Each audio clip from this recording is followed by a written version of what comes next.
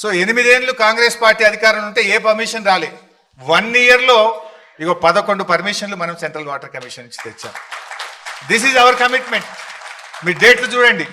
CWC నుంచి hydrology 30th November 2017, interstate 3rd November 2017, CMS 24th November 2017, irrigation planning 13th April 2018, farmers welfare 11th May 2018, cost appraisal 1st May 2018, CSMRS 21st May 2018, ministry of environment and forest 4 పర్మిషన్లు వచ్చినాయి.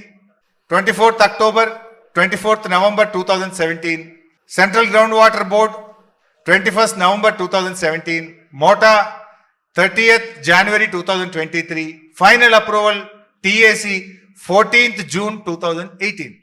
So అన్ని అనుమతులతో Kaleshwaram project కట్టినాం. కొంతమంది అప్పుడప్పుడు మీరు వినేవాళ్ళు కాళేశ్వరంకు డిపిఆర్ఏ లేదు, డిపిఆర్ఏ లేకుండా కాళేశ్వరం కట్టినా కూడా ఆ మధ్యలో మన మీద బురద జల్లేదు. డిపిఆర్ లేకుంటే సెంట్రల్ వాటర్ కమిషన్ ఇన్ని అనుమతులు ఇస్తుందా? అసలు డిపిఆర్ సబ్మిట్ చేయకుండా సిడబ్ల్యూసి స్క్రూటినీ చేస్తుందా? అసలు ఎవడన్నా లోన్ ఇస్తాడా? అంటే ఇన్ని అనుమతులు ఉన్నాయి కనుకనే మనకు లోన్ వచ్చింది. మనం ఈ అనుమతులన్నీ కూడా సాధించి ప్రాజెక్ట్ నిర్మాణం చేయగలిగాం. అంటే Kaleshwaram has every permission, every approval.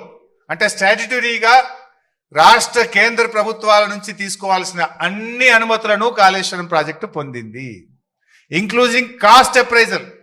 DPR కూడా 80,000 కోట్లకు కేంద్ర ప్రభుత్వం సిడబ్ల్యూసి ఆమోదించింది. ఎవ్రీ ప్రపోజ్ అంటే అన్ని అనుమతులు కూడా ఉన్నాయి దాంట్లో.